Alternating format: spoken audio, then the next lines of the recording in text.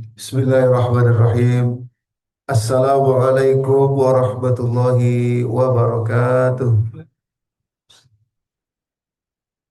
Alhamdulillah, alhamdulillahillazi anzala as-sakinata fi qulubil mu'minin liyazdadu imanan ma'a imanihim. Walillahi junudus samawati wal ard wa kana Allahu aliman hakima. Assalatu wassalam ala al-mab'utsur rahmatan lil alamin asyrafal anbiya'i wal mursalin wa ala alihi wa sahbihi ajma'in amma ba'd. Ma'asyiral muslimin wal muslimat rahimakumullah, Bapak Ibu, alumni ITB 80, wabil khusus yang saya hormati Bapak Hemzairil dan Bu Eli sebagai Sahibul Bait, demikian pula Pak Catur tadi sebagai ketua, dan rupanya Pak Pak Catur di bawahnya Bu Ani gitu ya tadi Pak ya sebagai ketua. Serta Bapak Ibu semua, para jamaah, para hadirin. Eh, Terima kasih juga Pak Farid, Pak Teguh Farid yang sudah membacakan Al-Quran kepada kita semua dengan sangat merdu dan indah. Alhamdulillah, bagi Allah, semoga Allah ridho kepada kita semua, dan semoga apa yang akan kita bahas, akan kita sharing bersama, eh, bermanfaat bagi kita dan kita bisa bawa pulang sebagai panduan kehidupan kita sehari-hari. Salawat dan salam mari senantiasa kita sampaikan, curahkan kepada baginda Nabi Muhammad SAW. Demikian pula kepada seluruh keluarga dan sahabat beliau. Semoga kita istiqomah dalam belajar, dalam mengamalkan dan mendakwahkan nilai-nilai yang beliau SAW telah ajarkan untuk kita semua. Bapak Ibu yang dirahmati Allah, saya langsung saja to the point, supaya banyak yang bisa kita sharing pada kesempatan pagi menjelang siang ini. Bapak Ibu, ada yang lucu di kemarin ya. Saya baca satu artikel gitu. Saya baca satu artikel ini anekdot sebetulnya, tapi ada benernya juga. Jadi ceritanya ada seorang pangeran Saudi yang kuliah di Jerman. Terus setelah kuliah 1 tahun dia kirim WA kepada bapaknya. Bapak katanya gitu, ayah, saya malu kuliah kuliah pakai mobil Range Rover terbaru ini. Ya dibeliin bapaknya mobil Range Rover terbaru. Dia bilang saya malu kuliah pakai mobil terbaru ini. Karena dosen saya aja setiap kuliah naik kereta, katanya gitu. Nah, rupanya bapaknya balas gini, dikirimin bukti transfer, ini sudah bapak transfer 10 miliar dolar, silahkan kamu beli kereta. Jangan malu-maluin, jangan malu-maluin orang Arab katanya begitu. Silakan kamu beli kereta gitu, karena dosennya setiap setiap kuliah naik kereta. Saya baca itu saya ketawa tentu saja, tapi saya berpikir, oh, rupanya kalau satu konteks pembicaraan itu tidak sama, itu deviasinya sangat jauh, penyimpangannya sangat jauh. Seperti ketika kita berada di satu titik di sini, saya kalau berada di titik sini, kalau saya lurus aja, saya akan ke pintu sana. Tapi kalau saya geser sedikit begini, di sininya nggak terlalu kelihatan, tapi akan mengarah ke sebelah sana. Jadi deviasinya jauh setelah konteksnya itu makin jauh. Seperti tadi, ya anaknya bilang, saya malu karena dosen saya naik kereta, rupanya oleh bapaknya, karena konteks bapaknya berpikir adalah semua itu uang, power gitu ya. Nah, dikirimlah 10 juta dolar untuk beli kereta sendiri gitu ya. Bapak Ibu yang dirahmati Allah, kalau soal komunikasi sehari-hari mungkin mungkin nggak apa-apa. Yang bahaya adalah ketika konteks beragama itu jadi salah. Itu nggak terasa, sementara bahaya karena sebetulnya deviasinya jauh. Saya ambil beberapa contoh sebelum masuk kepada zikir. Contoh yang pertama, kalau kita lebaran, sebentar lagi kan Ramadan nih, ujungnya lebaran ya. Lazim sekali kita akan dengar di mana-mana, kalimat tertulis di mana-mana, minal aidin wal faizin. Terus lanjutannya apa Bapak Ibu? Mohon maaf lahir dan batin. Ini kelihatannya benar, tapi konteks yang salah. Kelirunya jauh sekali. Padahal itu ternyata berasal, minal aidin wal faizin, mohon maaf lahir dan batin, itu adalah ketika Ismail Marzuki mencari rima yang tepat ya untuk lagunya. Lebaran judulnya. Minal aidin wal faizin, maafkan lahir dan batin. Selamat para pemimpin rakyatnya makmur terjamin, ujungnya in semua untuk mencari minal aidin wal faizin, kemudian mohon maaf lahir dan batin. Padahal artinya bukan itu. Artinya bukan itu. Walaupun kemudian kita merasakan, ya tentu saja orang maafan lahir batin itu bagus, tapi ternyata konteksnya bukan itu. Saya membayangkan seandainya doanya utuh, kita kita pahami gitu ya. Taqabbalallahu minna wa minkum kullu amin wa antum bi khair. Ja'alnallahu walakum ja'alnallahu walakum minal a'idin wal faizin wal makbulin. Wah, luar biasa. Semoga Allah menerima amalku dan amalmu sepanjang tahun ini. Dan semoga Allah menjadikan kita dari orang yang berhari raya serta faizin atau sukses dan diterima amal ibadahnya. Doa lengkapnya. Tapi kepotong minal aidin wal faizinnya saja untuk fit in kepada lagunya Ismail Marzuki tadi. Dan akhirnya rimanya adalah maafkan lahir dan batin. Gitu. Loh, kayaknya baru tahu ya. Iya, sebenarnya nggak apa-apa juga, ada baiknya, tapi sudah saatnya kita mengetahui yang sebenarnya. Itu masih masih nggak apa-apa, masih masih nggak terlalu apa, mungkin nggak terlalu berbahaya gitu lah ya. Nah, yang fatal itu ada beberapa Bapak Ibu, ya termasuk zikir nanti kita buka. Yang pertama saya mau kasih contoh dulu sebelum masuk. Udah, ini dari Zoom. Belum. Ini udah sih, udah banget keluar dulu.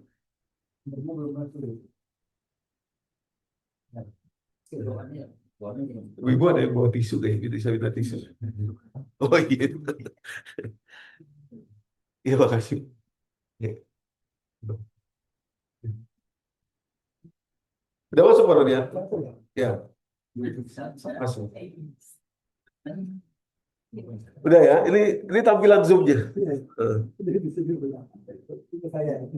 Oh, oke. Baik, kita lanjut ya, Bapak Ibu. Ada yang fatal ya. Saya berani membahas ini karena saya yakin Bapak Ibu semua kita sudah paham dan sudah banyak mengaji gitu, jadi sudah siap kita membahas sesuatu yang sifatnya sangat mendasar seperti ini. Jadi begini Bapak Ibu. Contoh soal infak, sodakoh gitu ya.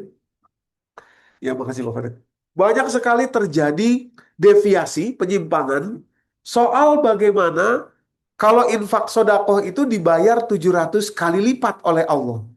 Sampai-sampai, terus terang harus kita buka saja, sampai-sampai dulu sangat booming sekali, ada orang yang mengatakan cari rezeki paling baik itu adalah sodakoh, infak. Karena kalau deposito aja belum tentu 700 kali, katanya gitu. Tapi kalau kita sodakohkan, itu bisa 700 kali, katanya begitu. Itu statementnya sampai begitu. Yang kasihan itu umat yang tidak paham. Ini kalimat sangat fatal kesalahannya. Tadi penyimpangan deviasinya itu ya, pergeserannya itu sangat jauh. Nah, kalau kita buka dengan jelas kalimatnya, dari mana mengambil 700 itu? Dari surat Al-Baqarah 261. Ini saya contohkan dulu dua contoh yang sangat fatal, baru nanti kita kepada zikir. Zikir juga ternyata fatal sekali Bapak Ibu ya. Kalimatnya begini. Ini apa? Oke. Kalimatnya begini, 261 dari surat Al-Baqarah. Matsalul ladzina yunfiquna amwalahum fi sabilillahi kamasali habbatin ambatat sab'a sanabila fi kulli thumbulatin mi'atu habbah. Perumpamaan orang yang menanamkan berinfak di jalan Allah seperti dia menanamkan benih, kemudian muncul 7 tangkai, setiap tangkai 100. Jadi total 700 ya. Fi kulli thumbulatin mi'atu habbah. Wallahu yudha'ifu liman yasha, dan Allah melebihkan lagi tidak hanya 700 kepada orang-orang yang ia kehendaki. Wallahu sami'un alim. Ayat ini gak boleh lepas dari ayat berikutnya. Karena di situ kita akan dapat konteksnya. Seperti tadi pangeran Arab tadi bilang sama bapaknya, saya malu kuliah bawa Range Rover sebab dosen saya setiap hari naik kereta. Bapaknya nggak tahu di sana bahwa yang naik kereta itu maksudnya naik kereta sendiri, gitu. Naik kereta rame-rame, bukan naik kereta sendiri. Dia pikir harus punya kereta sendiri. Konteks berpikirnya keliru. Nah, kalau orang cuma disampaikan satu ayat ini 700 kali, yuk kamu infak 1 juta. Masa kamu nggak percaya sama janji Allah dapat 700 juta minimal? Masa kamu nggak percaya sama janji Allah bahwa Allah akan gantikan 700 kali minimal? Gitu. Jadi orang tuh salah. Padahal ayat 262-nya Bapak Ibu yang dirahmati Allah menjelaskan semuanya. Seandainya dibaca lengkap, konteksnya bukan hanya teksnya, selesai. Kalimatnya 262, allazina yunfiquna amwalahum fi sabilillah tsumma la yutbi'una ma anfaqu manna wala azab. Syaratnya orang yang disebut 261 tadi berinfak tapi tidak disebut-sebut dan tidak menyakiti orang yang diberi, itu syaratnya. Nah, apa kata Allah? Lahum ajruhum inda rabbihim. Ini konteksnya. Mereka akan dapat balasan di sisi Allah, alias pakai kacamatanya Allah.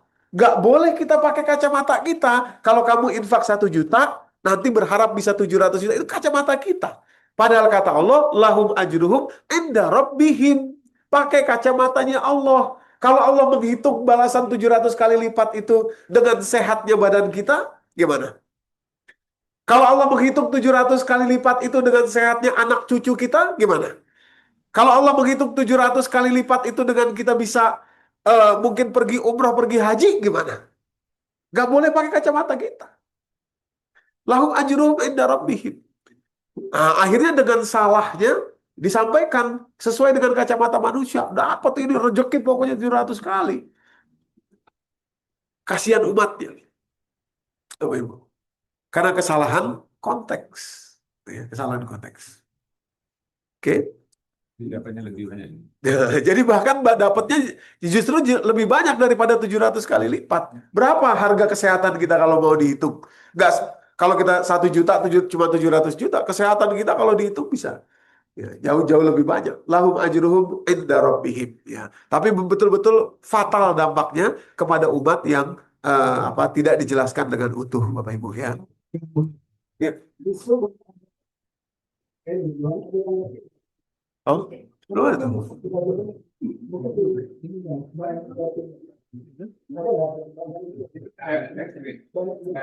Udah ada. Settingannya ya.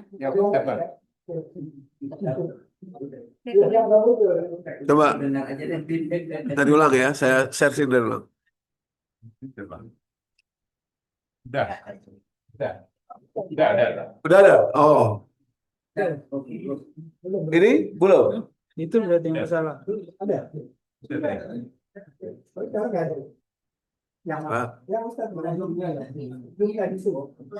Nah, ini udah. Nah, Udah. Oh, harus. sharingnya belum sharing. Oh iya. Sharingnya belum. Oke. Dia nggak apa-apa. Jadi 700. Ya. Oke, jadi ada beberapa contoh kesalahan ya yang sangat fatal. Yang pertama soal 700 itu, 700 kali lipat itu. Jadi 700 kali lipat itu bukan di sisi manusia. Kalau di sisi manusia jadi lebih kecil tadi, lebih terbatas, tapi di sisi Allah Subhanahu wa taala. Jadi kasihannya umat kita kalau tidak dijelaskan ya mereka menaruh harapan yang keliru ya sehingga kekecewaan banyak Bapak Ibu. Yang kedua, saya cepat saja di sini karena ini contoh yang agak keluar dari tema kita, tapi saya berikan contoh untuk hal-hal yang fatal. Yang kedua, karena kita juga melepaskan konteks surat ke-14, surat Ibrahim ayat ke-7, kalimatnya la in syakartum la azidannakum wa la in kafartum inna azabi lasyadid itu, selama ini konteksnya tidak disambungkan dengan ayat ke-6, sehingga salahnya luar biasa, sehingga umat itu keliru memahami syukur seolah-olah syukur itu hanyalah sesuatu yang enak, sesuatu yang sesuai dengan keinginan dan harapan, hanya itu saja, seolah-olah hanya itu saja. Salah sekali. Dan ini luar biasa dampaknya. Gitu. Syukur itu ternyata bukan, bahkan apa ya? Bahkan yang lebih banyak adalah sebagai sesuatu solusi dalam hidup atau dalam situasi yang tidak sesuai keinginan. Situasi yang sulit justru lebih banyak bersyukur daripada situasi yang cocok sesuai keinginan. Nah, dari mana taunya itu? Karena ayat 7 ini tentang syukur tadi adalah bagian pidato Nabi Musa yang disampaikan kepada Bani Israel mulai dari ayat ke-6 ketika Bani Israel dan beserta dengan Nabi Musa dihukum Allah tersesat di padang pasir, muter-muter nggak ketemu jalan keluar selama 40 tahun. 40 tahun mereka nggak bisa keluar. Surat kelima ayat 26. Surat Al-Ma'idah ayat 26. Qala fa innaha muharramatun alaihim arba'ina sanah yatihuna fil ardi fala ta'sa 'alal qaumil fasiqin. Mereka dihukum tersesat selama 40 tahun di sebuah padang pasir antara Palestina dan Mesir, namanya padang pasir Tih. Mereka nggak bisa keluar dari situ 40 tahun. Akhirnya, karena sudah 40 tahun nggak bisa keluar, mereka nggak sanggup lagi, mereka minta pertolongan kepada Musa, turunlah wahyu Allah kepada Musa, disampaikan lewat pidato. Pidatonya itu memberikan solusi. Solusinya apa? Kalau kamu mau keluar dari situasi ini, banyaklah bersyukur sekarang. Padahal situasinya lagi sulit.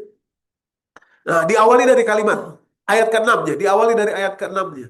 Wa iz qala Musa liqaumihi zkuru ni'matallahi 'alaikum iz anjakum min ali fir'aun yasumunakum su'al azab yuzabbihuna abna'akum wa yastahyuna nisa'akum wa fi dzalikum bala'un min rabbikum azim. Baru dilanjutkan ayat ke-7-nya, wa iz ta'azzana rabbukum la in syakartum la azidannakum wa la in kafartum min azabi lasyadid. Karena konteksnya lepas, tidak dijelaskan bahwa ini adalah pidato Musa, wahyu Allah untuk keluar dari kesulitan, banyaklah bersyukur. Kita akhirnya tidak paham bahwa syukur itu adalah solusi saat situasi sedang sulit. Situasi sedang sulit. Padahal ini ampuh sekali Bapak Ibu. Ampuh sekali. Makanya sekarang kalau orang ada yang sakit, kalau belum ngaji, seperti belum ngaji ke ITB 80 nih Pak Catur, nggak bisa kita, sakit ya kamu? Iya. Nah, banyak-banyak bersyukur ya. Nah, bisa ditempeleng gitu. Sakit suruh banyak-banyak bersyukur. Kenapa kok begitu? Karena paradigma orang bersyukur itu hanyalah sesuatu yang fine-fine, enak-enak, sesuai dengan ini. Syukur. Padahal keliru. Gitu, keliru. Itu powerful sekali dan ilmu pengetahuan modern membuktikan itu Bapak Ibu. Rupanya ketika kita fokus dalam kesulitan, makin sulit. Hormon kortisol makin banyak, hormon stres yang keluar di dalam tubuh kita, diproduksi oleh tubuh, makin banyak. Makin sulit kita berpikir. Ada namanya tunnel vision anxiety, tunnel hearing anxiety. Ketika orang cemas itu, matanya tidak lagi bisa melihat keseluruhan. Seperti tunnel, seperti terowongan, hanya bisa melihat yang dia mau saja. Tidak bisa mendengar lagi secara lebih luas, hanya bisa mendengar apa yang dia mau saja. Karena stres. Tapi begitu seseorang bisa bersyukur, tunnel vision anxiety-nya hilang, tunnel hearing anxiety-nya hilang, hormon-hormon kebahagiaan seperti endorfin, dopamin, serotonin, dan oksitosinnya melimpah banyak, dia jadi sehat, mampu dia berpikir, keluar dari kesulitan itu. Itu maksudnya. Jadi syukurlah sebetulnya jalan keluar dari kesulitan. Justru, nah ini perintah Allah kepada kita. Sayang sekali kita tidak memahami. Kalau kita sampai tidak paham itu, jadi kita tidak punya senjata yang sangat ampuh dalam keluar dari kesulitan hidup. Nah, begitu juga Bapak Ibu. Tadi dua contoh. Begitu juga kelirunya konteks zikir. Nah, selama ini, gitu ya. Nah, tentu saja tidak insya Allah tidak di sini, tapi di tempat lain yang keliru. Gitu. Insya Allah. Kelirunya konteks zikir. Nah, ini. Ntar dulu saya tampilkan dulu tadi yang dibaca oleh Pak Farid. Surat Al-Ahzab ayat 41 sampai 44. Kalimatnya sekali lagi karena lepas dari konteks, gitu ya. Biasanya hanya dibaca ayat 41-nya saja, padahal 41, 42, 43, 44 itu konteksnya nggak boleh lepas. Jadi dari situ kita tahu. Ada kalimat begini. Ya ayyuhallazina amanu, wahai orang beriman, uzkurullaha zikron katsira. Ditambah lagi jadi keliru konteksnya karena di dalam terjemahan diartikan, bahasa Indonesia kita kan terbatas sekali, berzikirlah sebanyak-banyaknya, diartikan dalam terjemahan bahasa Indonesia diambil dari pemahaman kata katsir. kathiro. Dikira sebanyak-banyaknya alias kuantitas. Berapa ratus bacanya, berapa ribu bacanya, gitu. Demikian pula ayat berikutnya wasabbihuhu bukratan wa asila, dan sebutlah nama Allah pagi dan petang. Dikira kuantitasnya, jumlahnya. Padahal zikron kathiro, kata-kata kathiro itu Bapak Ibu, itu bukan kuantitas, tapi kualitas. Dari mana taunya? Dari ayat 4344-nya. Tapi sebelum ke situ, saya ingin memberi contoh. Kathiro memang dipakai bukan untuk kuantitas saja, bahkan bukan kuantitas kebanyakan itu. Contoh, orang mengatakan syukron kathiro, syukron kathir, syukron kathir dalam bahasa Arab, atau fadlullahi kathir. Maksudnya bukan air ini ada dua kuantitasnya, bukan. Tapi kathir itu kualitasnya, walaupun satu, tapi pH-nya 8,9 misalnya. 9 pH-nya. Ah, ini kathir. Banyak kebaikan di dalamnya. Makanya syukron kathiro, terima kasih yang banyak. Itu bukan terima kasihnya ada 1, 2, 3, 4, 5, 6, 7, 8. Bukan itu. Tapi di dalam terima kasih itu, kualitasnya itu betul-betul sangat besar, sangat mendalam. Syukron kathiro namanya. Syukron kathir. Ya, kira-kira mirip ketika kita bilang terima kasih banyak ya. Oh, ada berapa banyak? Apakah 10 kali terima kasih, terima kasih, terima kasih, terima kasih, terima kasih, terima kasih? Bukan, tapi isi di dalamnya. Betapa saya merasa terima kasih. Nah, kualitas tulusnya itu namanya terima kasih banyak ya. Syukron kathiro. Nah, zikron kathiro. Bapak Ibu yang dirahmati Allah, memang Allah maksudkan supaya kualitas.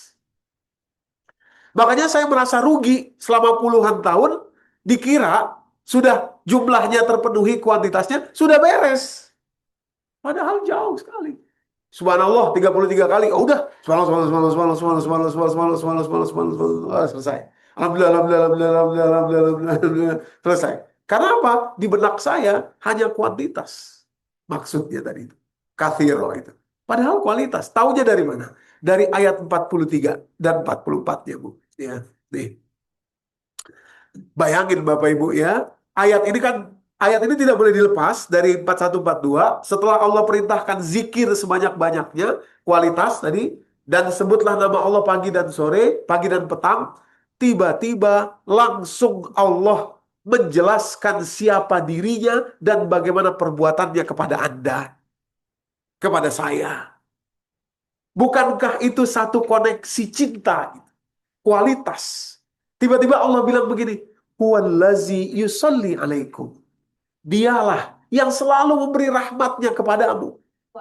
Wa malaikatuhu, bahkan dialah yang memerintahkan seluruh malaikatnya untuk mendoakan Anda semua, saya. Liyukhrijakum minaz zulumati ilan nur, agar kalian dikeluarkannya dari kegelapan menuju cahaya yang terang benderang. Kalimat yang luar biasa di ujung ayat ini, wa kana bil mu'minina rahima. Ya, kalau dalam terjemahan kita nggak akan dapatkan makna ini. Kata-kata kana itu di dalam konteks Al-Quran, kalau bahasa Inggrisnya has always been. He is the one has always been caring to you, loving you.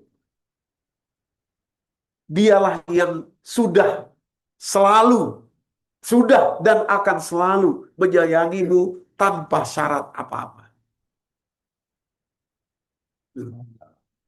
Ya. Bahasa Arab luar biasa, bahasa Indonesia nggak bisa mencakupnya. Makanya nggak ada kalimat itu, nggak ada. Dan dialah, kalau diterjemah, dan adalah dia maha penyayang kepada orang-orang beriman. Nggak ada kalimat has always been-nya, nggak ada. Padahal kata-kata kana itu selalu, sudah dan akan selalu. Sudah dan akan selalu.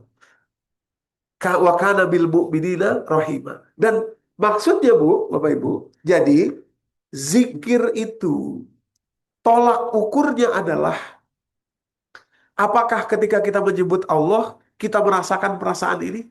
Ada dua perasaan yang menjadi tolak ukur zikir itu. Yang pertama ayat 43-nya, yang kedua ayat 44-nya. Jadi kalau boleh dibuat begini. Yang pertama, merasakan bahwa Allah sajalah yang sudah dan akan selalu mencurahkan cinta dan kasih sayangnya kepada kita. Itu tolak ukur zikir. Zikron katsir. Namanya secure feeling. Secure feeling. Perasaan aman gitu. Aman. Gitu. Kenapa? Karena Allah lah yang sudah dan akan selalu menyayangi saya. Bapak Ibu punya anak. Gak usah anak dulu deh. Bapak Ibu punya orang tua. Kita kira orang tua kita akan selalu menyayangi kita. Tidak. Bapak Ibu punya anak. Kita kira anak itu akan selalu menyayangi kita. Oh, tidak. Tidak. Mana buktinya? Surat Abasa. Surat Abasa itu surat ke-80 ya. Ayat ke-30 berapa? 38 kali ya. 38 atau 36. Kalimatnya begini. Yauma yafirul mar'u min akhi. Ayat berapa itu, Pak? Yauma yafirul mar'u min akhi wa ummihi wa abihi wa sahibatihi wa bani. Hari yauma yafirul mar'u min akhi. Hari ketika seseorang lari dari saudaranya. Yauma yafirul mar'u min akhi wa ummihi wa abihi. Dia lari dari orang tuanya, dia ketemu orang tuanya itu di hari kiamat, dia lari. Dia lari. Wa ubihi wa abi wa sahibatihi wa bani. Hari ketika dia ketemu pasangan hidupnya di dunia, dia lari. Dan dia ketemu anaknya di dunia, dia lari juga. Kenapa? Yauma yafirul mar'u min akhi wa ubihi wa abi wa sahibatihi wa bani likulli imri'in minhum yauma idzin sya'nu yughnih. Setiap orang hari itu akan mementingkan dirinya sendiri. Kecuali satu orang. Ya. Ada di tengah-tengah itu semua, ada satu orang yang sibuk menyibakkan orang lain, mencari tanda di wajah seseorang, lalu diambil. Ayo, ayo, ikut saya. Ayo. Dipisahin, disimpan di bawah payungnya beliau. Ayo, ayo, ikut saya. Ayo, ayo, ikut saya. Ayo, ikut saya. Itulah manusia yang paling menyayangi Anda, yang paling menyayangi saya.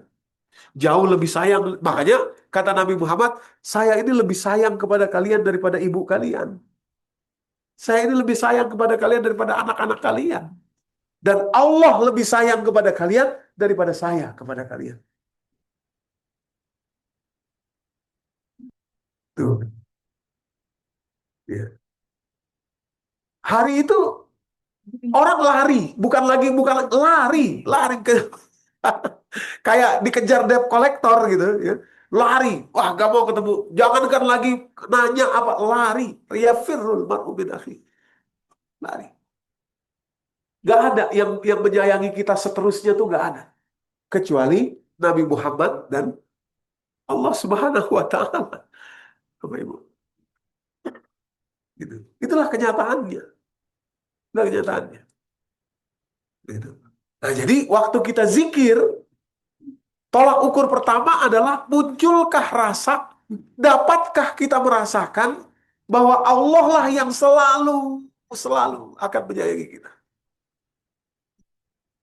Itulah zikron katsir. Dan nanti dampaknya besar. Harus begini, baru dapat dampaknya. Tapi kalau sekedar zikir tanpa masuk seperti ini, dampaknya nggak ada, Bapak Ibu. Makanya judul kita, dampak zikrullah untuk kesehatan mental dan raga. Sehat. Orang yang zikrullah sehat. Tapi harus begini, tolak ukurnya.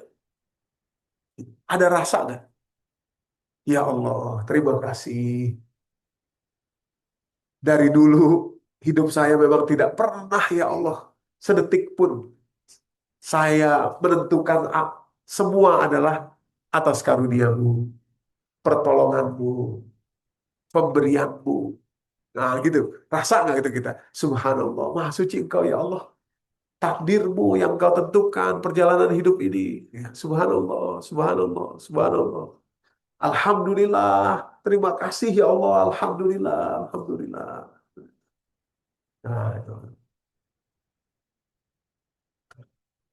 Masih semangat nih Pak? Kok jadi layu ini ya? Meresapi. Ya, alhamdulillah. Jadi tolak ukur pertama secure feeling. Mestinya muncul perasaan secure Bapak Ibu kita tuh. Perasaan secure tuh karena tadi kalimat Allah kunci wa kana bil mu'minina rahima, Allah lah yang akan selalu menyayangi kita. Menyayangi Anda selalu, nggak akan pernah lengah, selalu. Coba Bapak Ibu, kita kadang-kadang aneh juga sih, saya pikir-pikir ya, kita aneh juga ya. Kalau kita mau tidur, kita percaya aja sama Allah tuh 100%. Kita nggak pernah pikir kan, siapa nanti yang mompa jantung saya kalau saya tidur ini? Siapa yang mengalirkan darah saya ke seluruh tubuh kalau saya tidur ini? Saya tidur kan tuh kita lengah, gitu kan ya. Nah, siapa nanti yang menjalankan seluruh organ tubuh saya ini kalau saya tidur ini? Padahal nggak kelihatan di dalam ini, gaib nggak kelihatan. Tapi kita percaya aja tuh, kita bisa tidur dengan nyenyak, Bismillahirrahmanirrahim. Wah, tidur dengan nyenyak, Bismillah. Nah, maka itu kita baca doa, kalimatnya, doa yang harus kita baca itu adalah apa? Doa tidur. Gimana saya sampai lupa doa tidur. Bismika Allahumma ahya. Wa bismika amut ya. Ya, ingatnya doa makan aja Pak ya. Enggak, maksudnya doa itu melambangkan bahwa kita tahu yang tetap menjaga semua ini tetap ada itu, padahal kita lengah tidur, itu adalah Allah. Bismika Allahumma ahya wa amut. Dalam saya mati, dalam saya hidup, engkaulah ya Allah. Atas namamu saya hidup dan saya mati. Maksudnya kita tidur, kita tinggalkan badan ini, Bapak Ibu, tinggalkan badan itu maksudnya kita nggak conscious gitu ya, tapi tetap Allah jaga jantung gitu supaya berdetak, aliran darah tetap mengalir, organ-organ tubuh kita tetap terjaga. Begitu kita bangun, langsung connect lagi, langsung connect lagi.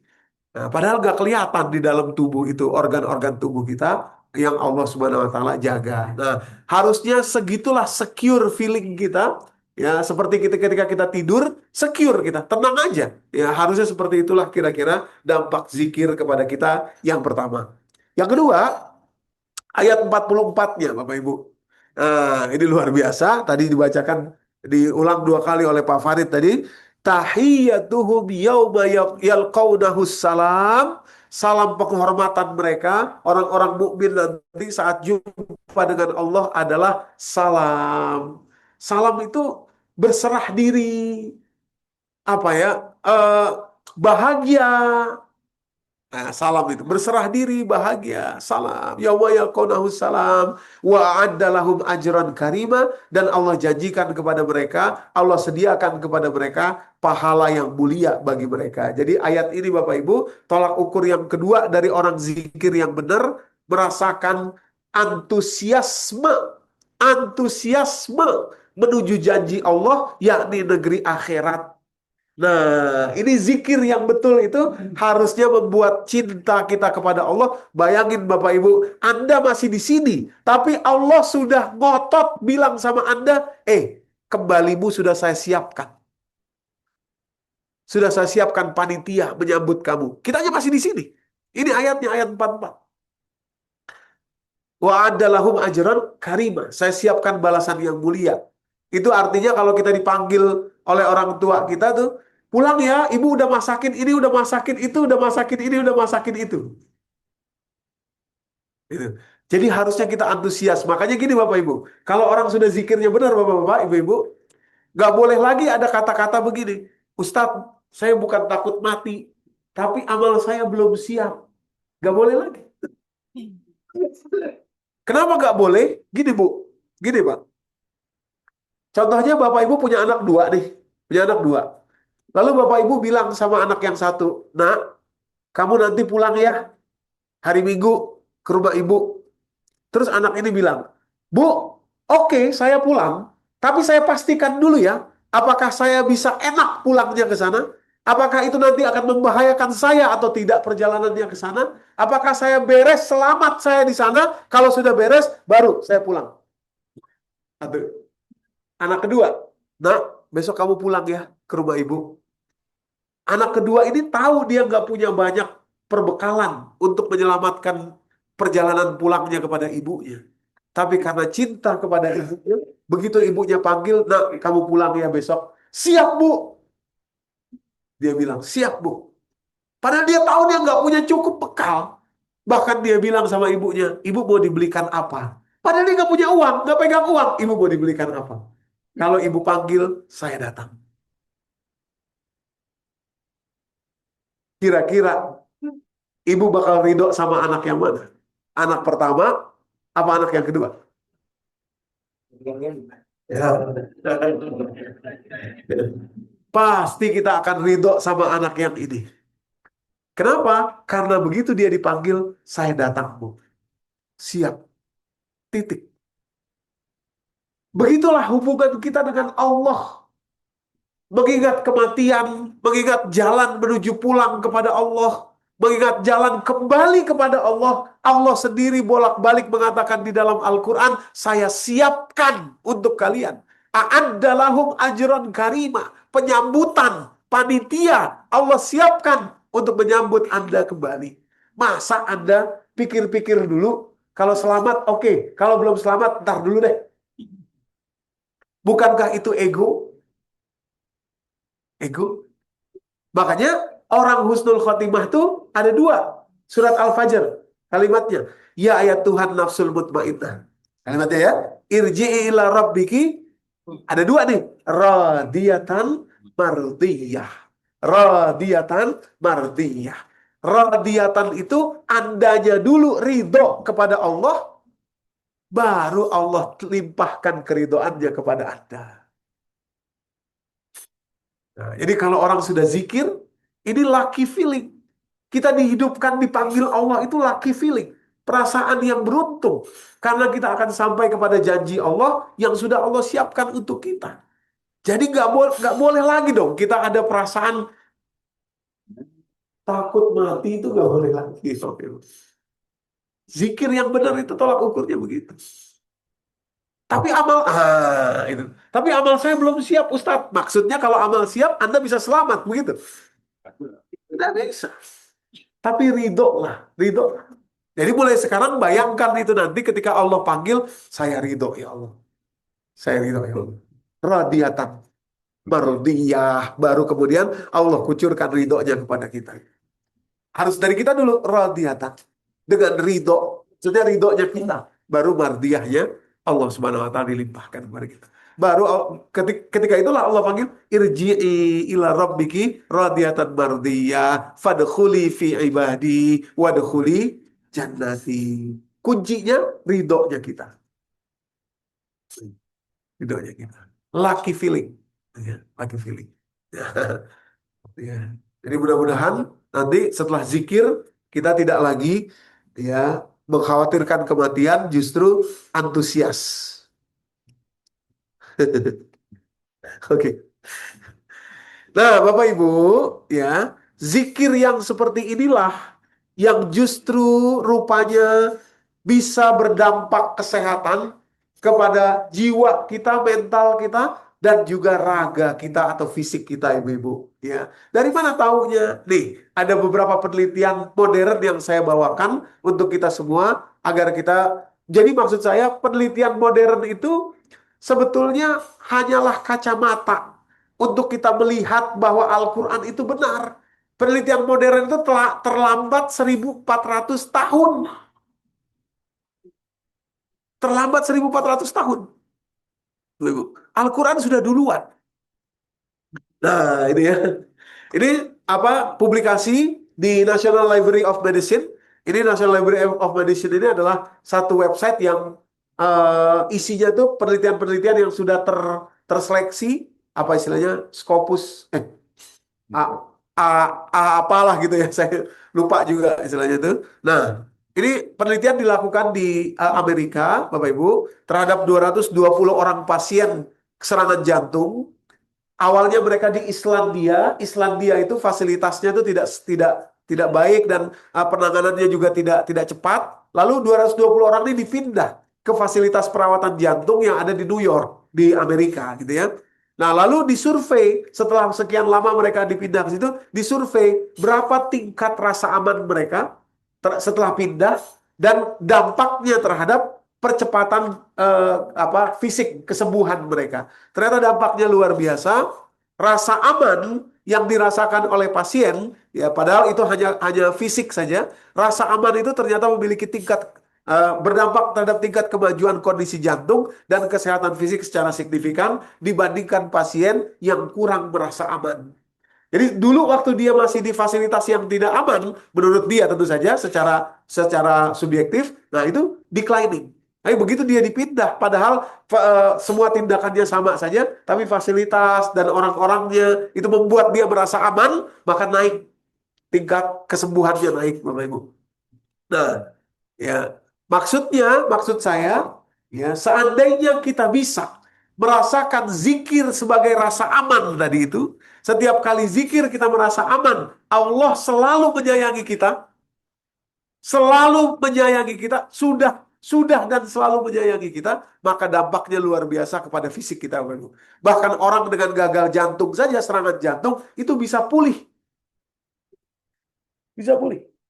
Serangan jantung. Silakan nanti kalau Bapak Ibu pengen baca jurnalnya, terbuka untuk umum, bisa di-download saja. Judulnya Sense of Security Mediates the Relationship Between Self-Care Behavior and Health Status of Patient with Heart Failure. Nah, jadi rasa secure itu ternyata membantu, ya, sembuhnya. Rasa secure feeling. Secure feeling. Memang aneh juga sih kenapa kita nggak secure ya. Merasa hidup ini nggak secure. Padahal semuanya kan ditentukan oleh Allah. Semua diberi oleh Allah. Semua akan kembali kepada Allah. Kenapa kita nggak secure? Sebenarnya aneh juga kita. Kalau nggak secure. Nah, tapi itulah yang terjadi kepada kebanyakan kita. Nah, sebentar saya. Nah, maaf. Satu lagi penelitian yang ingin saya tampilkan. Nah, jadi Bapak Ibu, sebetulnya dunia sekarang mengalami satu satu persoalan berat mengenai kesehatan mental. Ini data tahun 2022, sorry, ini 2025 itu Hari Kesehatan Jiwa Sedunia, bulan Oktober tanggal 10, tapi datanya 2022 yang saya ambil karena 2025-nya belum hadir datanya saat saya ambil ini. Rupanya luar biasa. Jadi orang-orang di usia yang sangat rentan mengalami gangguan mental gitu ya, justru adalah usia 15 sampai 90 ya. Yang terbanyak di usia 15 sampai 30.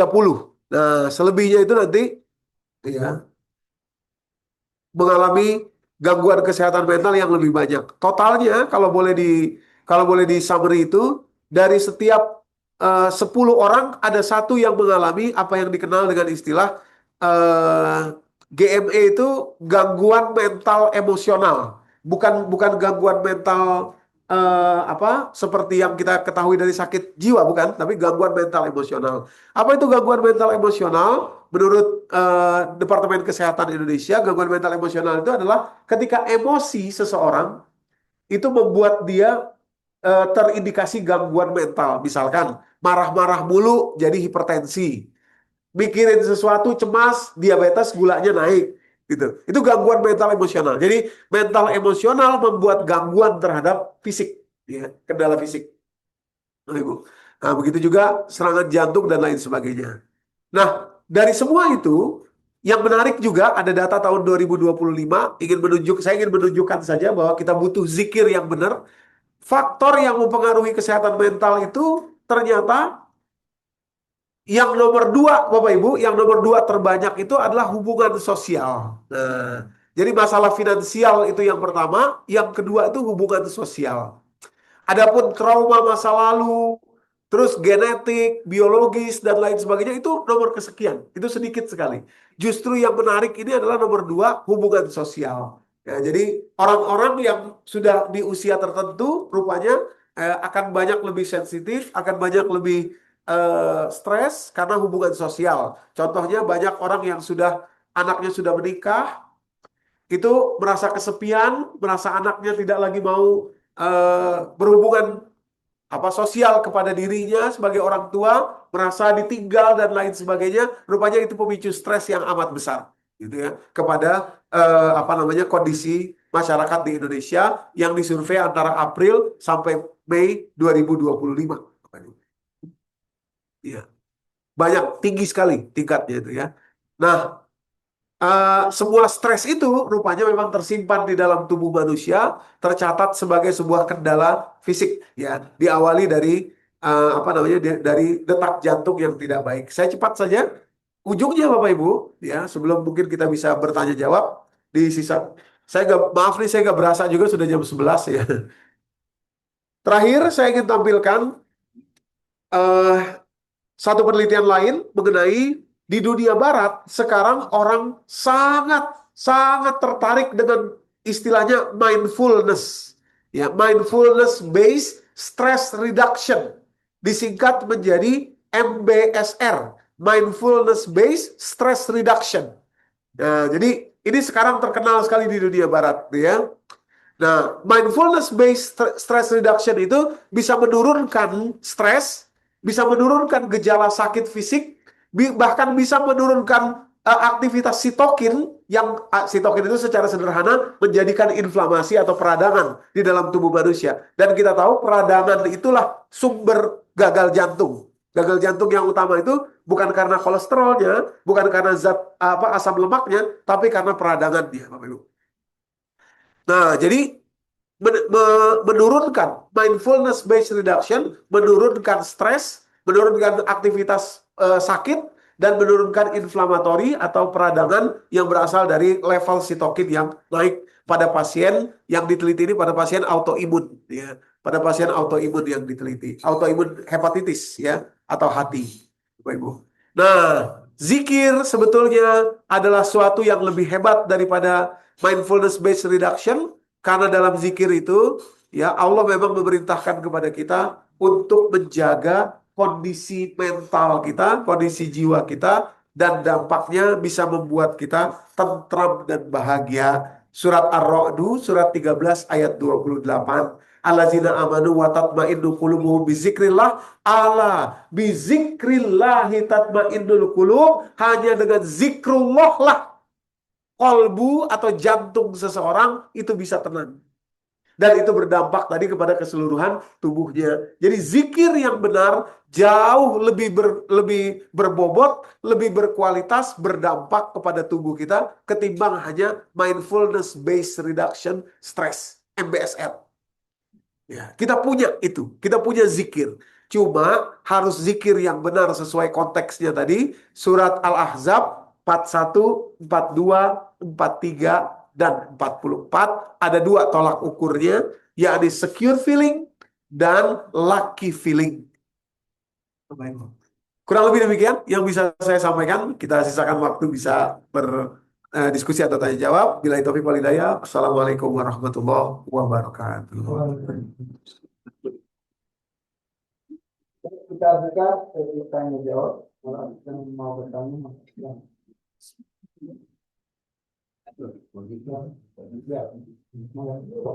Tangan Pak Fauzi.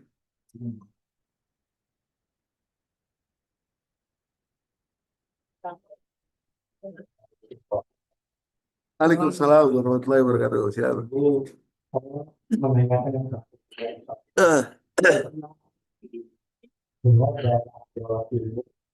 itu ada satu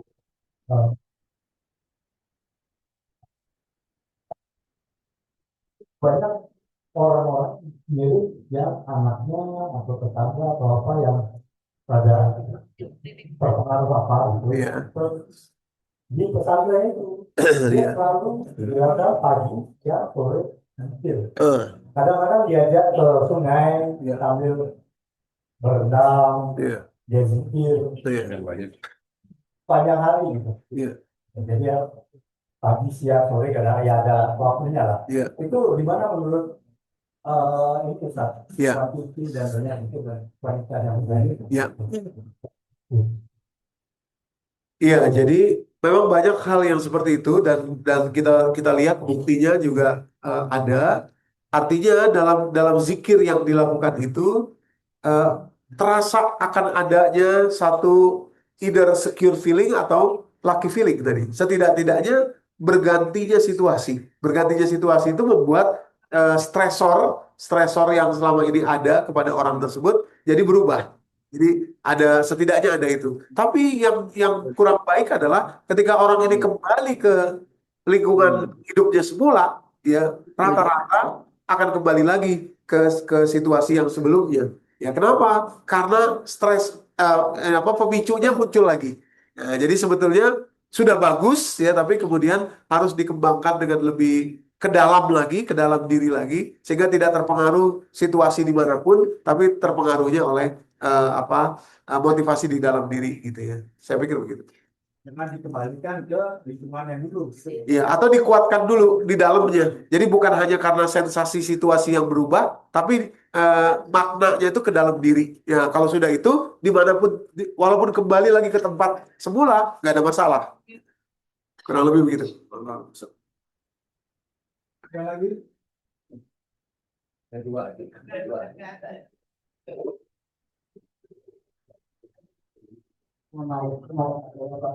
Waalaikumsalam warahmatullahi wabarakatuh. Silakan Bu. kurang paham gitu dari teman tapi bukan di sini ya dari Ya. jadi ada berpikir gitu ya berdoa itu dihubungkan dengan gelombang gitu ya gelombang alfa gelombang beta Iya. terus juga dengan frekuensi Iya. nah kira-kira menurut dari Iya, iya. Masih bagus. Ya. Iya, jadi memang otak punya gelombang, ya tadi theta, beta dan seterusnya.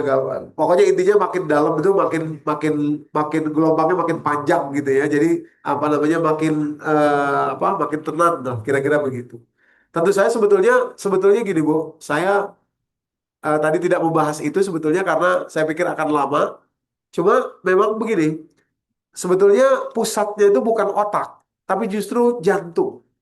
Pusatnya itu jantung. Jadi ilmu pengetahuan modern sekarang, ini gambar saja yang saya tampilkan. Jadi rupanya jantung itu punya akses kepada seluruh sistem saraf kita. Sistem saraf itu ada dua. Saraf pusat dari otak ke tulang belakang dan saraf tepi atau periferal. Nah yang tadi gelombang otak itu adalah hanya bagian dari sistem saraf. Nanti stres sistem saraf ada namanya autonomic nervous system atau sympathetic nervous system. Nah, jadi semua itu sebetulnya dipengaruhi oleh jantung. Jantung itulah yang di dalam Islam namanya kolbu. Kolbu. Maka itu tadi kalimat dalam surat Ar-Ra'du, allazina amanu wa tatma'innu qulubuhum bizikrillah. Orang beriman dan hati mereka tentram, tenang. Kok maksudnya kolbu mereka? Kulub, kolbu, jamak dari kata kolbu. Kolbu mereka tentram dengan zikir kepada Allah.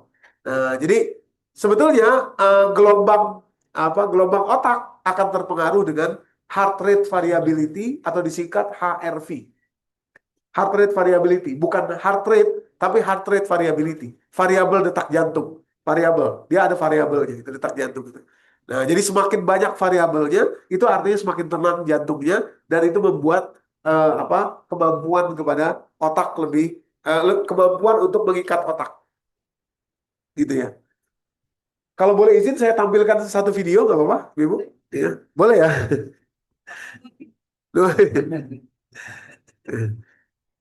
Sebentar. Saya tampilkan ini supaya Bapak Ibu bisa memahami dengan mudah.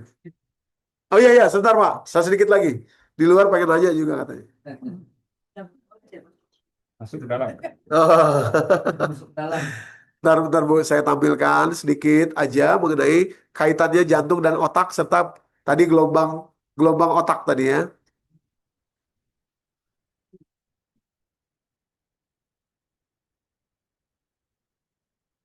Saya pengen tampilkan ini sedikit aja.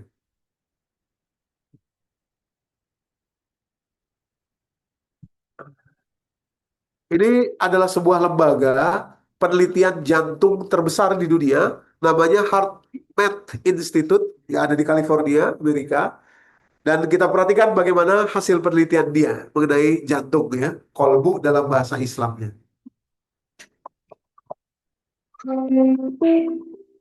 Did you know that your heart has an incredible, unique intelligence unto itself?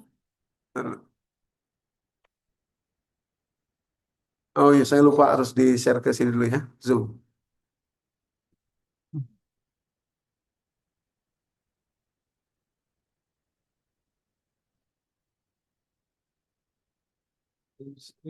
Oke.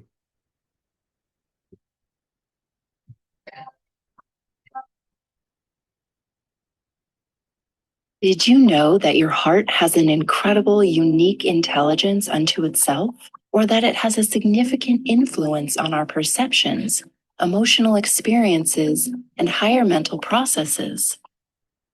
And did you know that the heart can actually sense your emotional response to an event before the event has occurred? You may have instinctively felt that the heart was so much more than a blood pump, but science has actually confirmed it. Researchers discovered that the heart has its own intrinsic nervous system that sends a lot of information to the brain, affecting the way we feel, think, and perceive. In fact, the heart actually sends more signals to the brain than the brain sends to the heart. Scientists refer to this as the little brain in the heart. But don't let the diminutive name fool you. The heart brain can act independently of the brain in your head. Its neurons have long-term and short-term memory and extensive sensory capacities. The heart and brain communicate with each other in a complex dance. As we experience emotions through the day, our heart rhythm patterns tend to reflect how we're feeling. Nah, sebentar. Jadi ketika kita merasakan emosi dalam kehidupan sehari-hari, irama jantung kita atau heart rate variability, pola heart rate variability kita itu berubah. Dan itu nanti yang membuat tidak sinkronnya otak dan jantung. Jadi otaknya lepas, sinkronnya dari jantung, dan dialah yang kemudian nanti yang seperti Ibu katakan tadi, iramanya atau gelombangnya itu jadi tidak karuan gitu ya. Jadi sebetulnya yang advance itu adalah jantungnya, bukan otaknya. Nah, kita tambahkan lagi. This information is monitored by the emotional centers in the brain, where they are then perceived as feelings of fear, anger, joy, appreciation, etc. When we get bogged down with stress, worry, impatience, information overload, or indecision, the heart's rhythm has a jagged and irregular pattern. Nah, ini dia. The resulting disorder or incoherence in the nervous system creates noise or static that in essence causes the neurons in the brain to get out of sync. Nah, ini dia. Menjadikan otak dan jantung itu tidak sinkron. Akhirnya lepas. Dan itulah yang disebut awal dulu sebagai gelombang otaknya jadi tidak beraturan. Tapi sebetulnya yang advance, ini mau saya tunjukkan yang advance, itu sebetulnya bukan otak, tapi jantung. Makanya Al-Quran lebih hebat. Mengatakan, allazina amanu wa tatma'innu qulubuhum bizikrillah. Sasarannya ke sini. Rasa. Gitu. Nanti dengan sendirinya dia akan mengikat otak. Karena dia mengirimkan gelombang lebih banyak kepada otak daripada sebaliknya.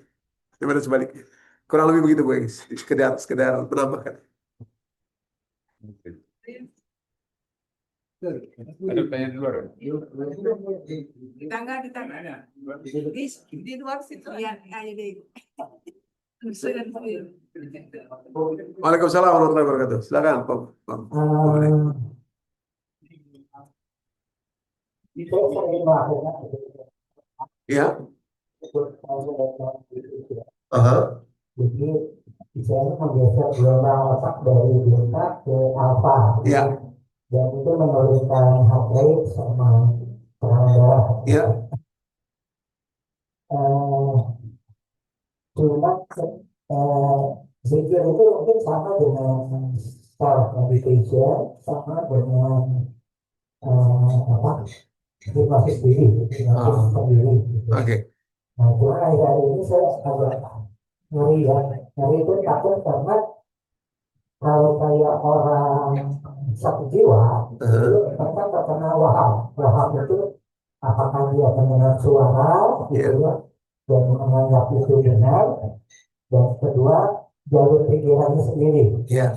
Nah, kebetulan saya juga belajar NLP dari musik ini, sehingga saya sekarang takut untuk meladel, gitu kan. Saya nggak berani untuk meladel orang dan sebagainya, karena kita tidak pernah tahu apa yang terjadi. Bahkan mungkin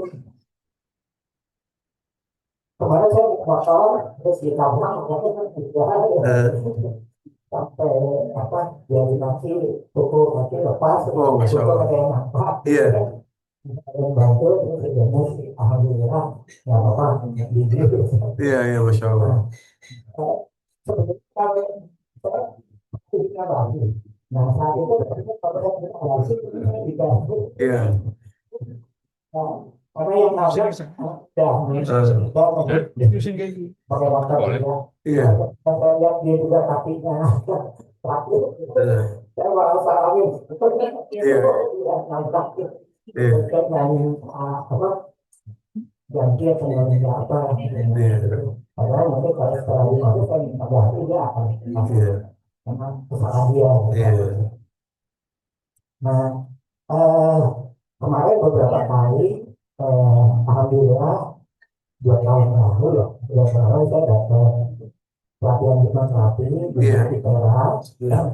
ada cuma 13 malam, gitu. Iya. Nah, di situ saya, karena mereka takutnya kayak kasus di ITB, gitu kan, ada yang ngomong dari departemen, Iya. ada 7, nah mereka jadi alhamdulillah ada kerjaan buat saya jadi berapa saya bisa. Nah, di situ saya masukkan apa pola pikir stoic Oke. Iya. dan itu nggak tahu kalau di Muslim di Islam itu itu apa stoiknya siapa yang harus ditiru gitu. Iya. Kalau di Islam ini kan kita meniru atau mengadil. Iya. Iya. Eh, siapa siapa apa tokoh yang bisa kita tiru dalam hal stoicisme gitu. Iya. Ya, saya pengen tahu Iya. memang bagus selain Iya. Rasulullah, siapa lagi Iya. kita yang bisa membawakan karena kalau sekarang saya nggak jadi kalau di NLP kan kita sebagai orang ya, Iya. oh kamu harus gini. Sekarang kalau di NLP kan nggak berani gitu. Iya. Kayak sekarang kan kayak story itu kehidupan kita kan memang terpacu untuk maju terus dan tidak bersaing. Nah tapi ketika kita story mundur. Iya. Iya. Kita apa berusaha untuk menerima apa adanya, gitu ya. Jadi menerima apa yang bisa kita ubah aja. Kita nggak bisa menjual hal yang kita tidak bisa ubah. Iya. Iya. Apa-apa yang bisa di model. Iya. Terima kasih. Makasih, Pak Budi. Ya, saya saya jawab sedikit ya. Atau mau tanya dulu Ibu, silakan dikumpul dulu Ibu di tangga.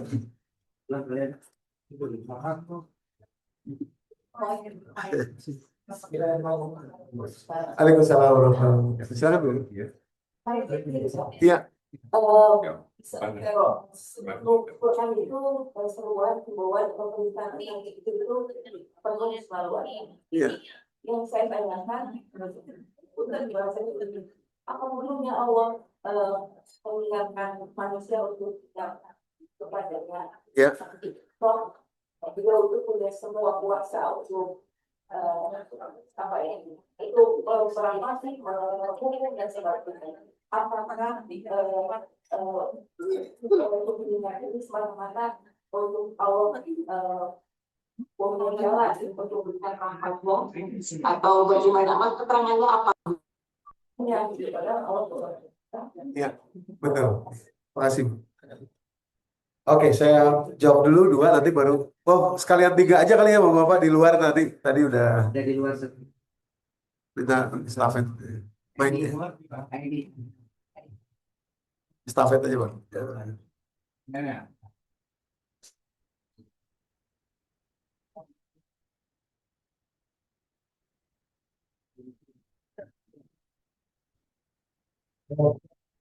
Ya. Waalaikumsalam warahmatullahi wabarakatuh. Silakan, Pak.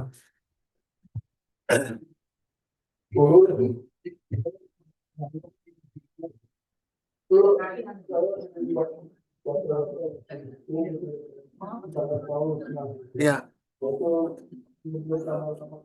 Allah.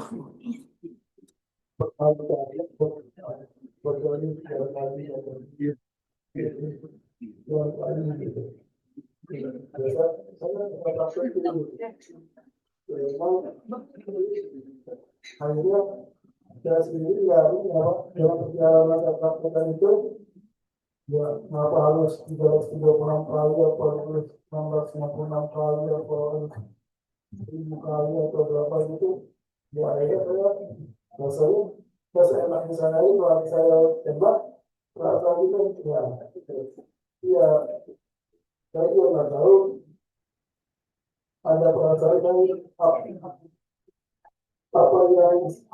ada di hati saya itu apakah yang sekian Malaysia atau sekian setan di dalam memahaminya gitu. Sampai itu boleh saya nggak kalau ayatnya nggak boleh berbicara. Ya, ya. Kita tuh enak itu. Saya nggak tahu sendiri. Saya itu lagi sekian setan atau sekian Malaysia gitu. Terutama buat bikin lagi setan gitu. Iya, iya. Saya juga kalau saya itu banyak itu baca ini yang kali tidak keluar dari penjara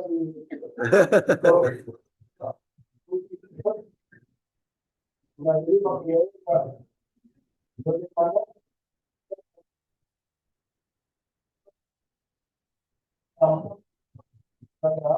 kita mengenai dari besar gitu Ya. itu juga dari beberapa orang dari ini Iya, iya. Baik. Terima kasih Bapak Ibu. Ya, pertanyaannya menarik-menarik sekali. Jadi, cuma memang ini mungkin waktu kita nggak cukup untuk bisa menjawab semuanya. Cuman saya kasih kilasan sedikit saja. Eh, jadi begini, saya rangkum saja tadi ya, termasuk pertanyaan Ibu mengenai kenapa Allah itu memerintahkan kita untuk zikir gitu ya. Jadi Bapak Ibu,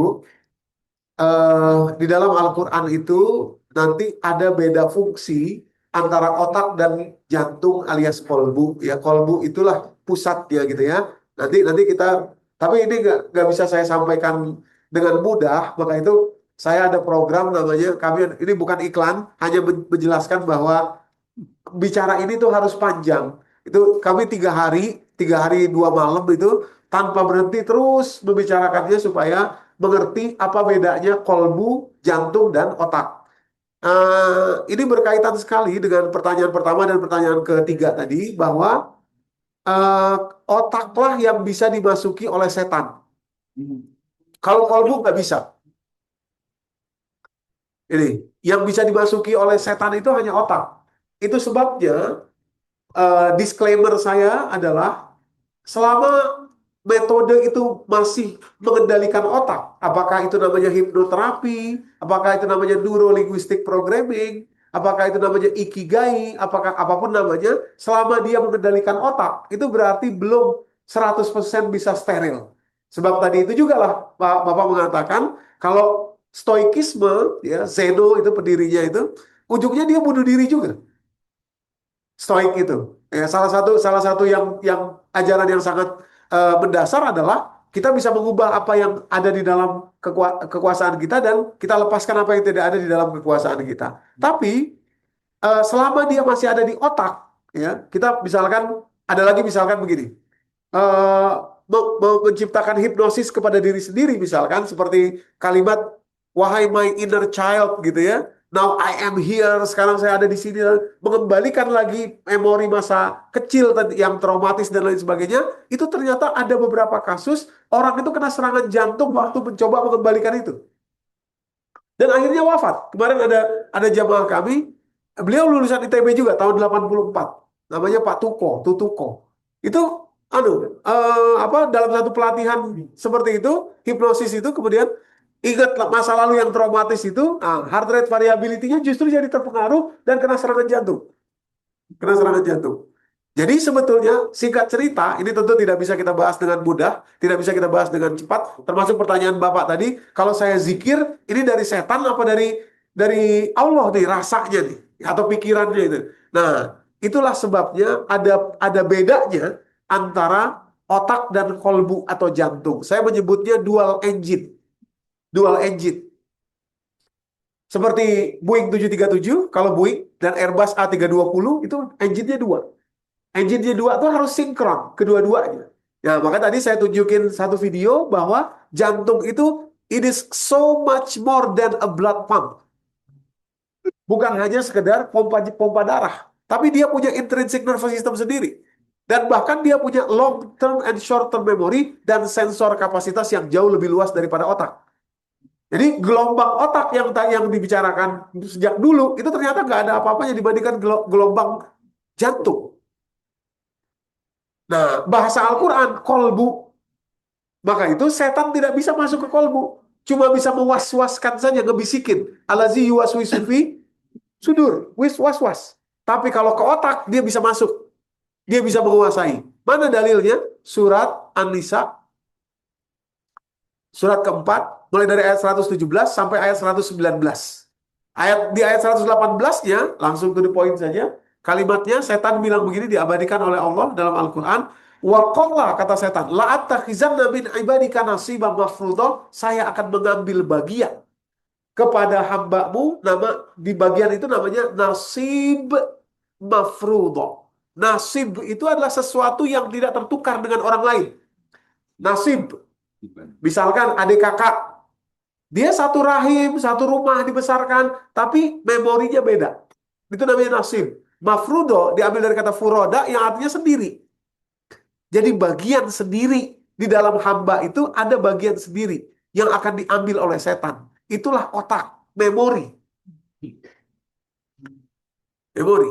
Nah ini tentu saja, dari mana? Ini hipotesis saya tentu saja, nasibah mafrudo itu adalah bagian otak namanya medial prefrontal cortex. Medial prefrontal cortex. Bagian yang mengatur memori, yang menjadi hub, menjadi station antara memori yang tersimpan dan behavior kita, perilaku kita. Nah, dampaknya kepada semuanya, Bapak Ibu. Ya. Behavior itu dipengaruhi, tubuh dipengaruhi oleh behavior, sistem endokrin kita dipengaruhi oleh behavior, sistem saraf kita dipengaruhi oleh behavior, dan lain sebagainya. Dan semuanya itu ada dari medial prefrontal cortex. Singkat cerita, selama hanya pakai otak saja, apapun metodenya nggak cukup. Dan ujung-ujungnya orang akan merasa khawatir, takut, bahkan lebih dalam lagi. Tidak bisa. Jadi harus kepada metode Quran, yakni kolbu. Kolbu itu engine ternyata. Dan sains modern sekarang sudah membuktikan itu. Nah, jadi tapi ini tidak bisa kita bahas sekarang, hanya kulitnya saja, zikir itu membuat kolbu menjadi tenang. Standar ukurnya kolbu. Kolbu itu jantung. Tahu dari mana kalau kolbu itu jantung? Surat ke-22 ayat 46. Afalam yasiru fil ardi fatakuna lahum qulubun ya'qiluna biha. Dan seterusnya, ujung kalimatnya, fa innaha la ta'mal absar walakin ta'mal qulubul lati fis sudur. Yang buta itu adalah kolbu yang ada di dalam dada. Dan dada itu maksudnya sini, bukan diafragma yang bawahnya, apalagi perut, bukan, tapi di atas diafragma, yakni ini dada. Yang ada di dalam dada cuma satu organ, yakni jantung. Ya, rupanya jantung itu luar biasa. Gitu ya. Itu luar biasa. Nah, sekali lagi ini hanya kilasan sedikit saja. Ya, segitu dahsyatnya itu, tapi Allah sudah sejak awal mengatakan orang yang berzikrullah itu tatma'innu qulubuhum. Ya, makanya tadi tidak akan ada pertentangan antara stoikisme, neurolinguistic programming, atau apapun itu, karena kalau dikembalikan ke kolbu, dan kita punya sensor tadi Pak, kalau ke kolbu, sebab ruh itu ditiupkannya di kolbu. Ruh itu. Ruh itu dari sisi Allah, dia bersih, dia tidak ada bercampur apapun, karena kata Allah, wa nafakhtu fihi min ruhi, surat As-Sajdah 32 ayat 7, 8 dan 9.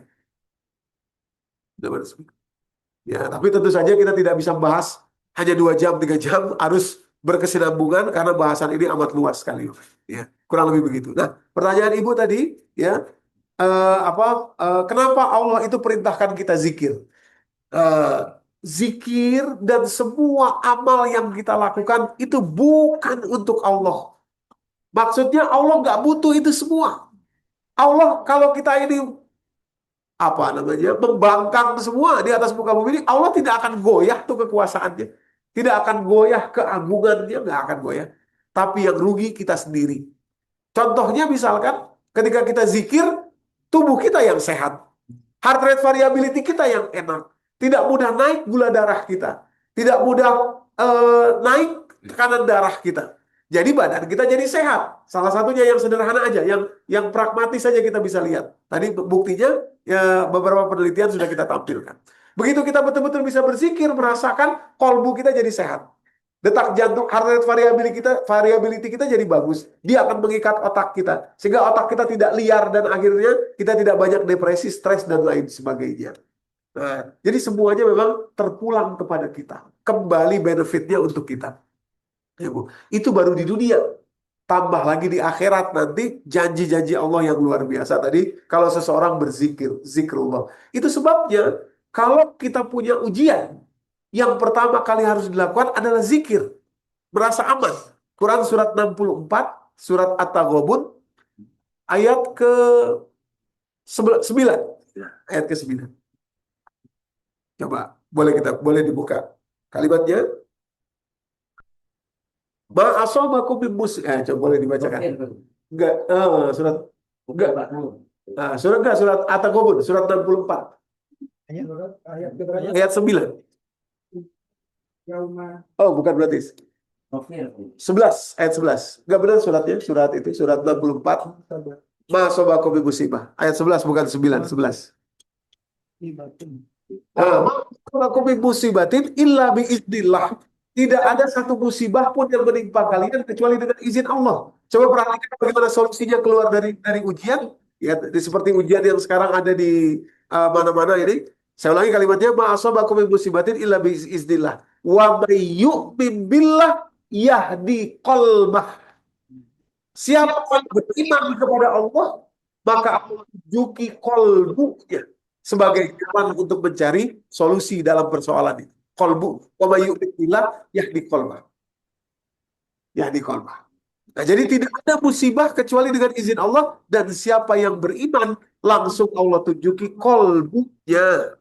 Qalbu, bukan ini. Makanya kalau kita ujian, terus kita mikir pakai otak dari solusinya, susah. Harus reda dulu, harus tenang dulu qalbu. Ya, seperti tadi, zikrullah. Baru setelah fisik tadi kita bisa mendapatkan solusinya. Lewat apa? Qalbu. Nah, jadi itu untuk kita. Sepenuhnya adalah untuk kepentingan kebaikan kita. Ya. Kurang lebih demikian. Ada lagi?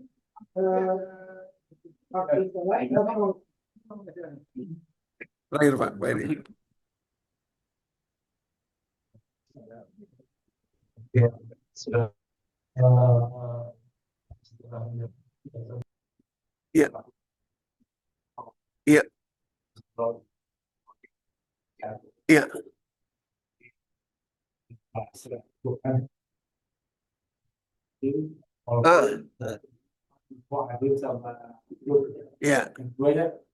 Diterjemahkan semua hati untuk sesuatu yang dada. Konfirmasi apakah empat kata ini pada satu atau ada sesuatu yang berbeda? Ya. Menarik sekali Pak Edi. Jadi yang pertama, kata-kata lub itu diambil, lub itu albab jamaknya. Jadi ada ulul albab. Lub itu sendiri artinya saripati. Jadi kalau kita peres kelapa, yang keluar pertama itu namanya lub. Nah, maka itu ulul albab adalah orang yang biasa berpikir bisa mengeluarkan saripati. Namanya ulul albab. Menyimpulkan sesuatu jadi saripati. Ulul albab namanya. Jadi lub, ya, akar katanya lub. Lam, ba. Itu sulasi mujarot dalam bahasa Arab namanya. Ulul albab. Terus fuad, afidah jamaknya, fuad, akar katanya.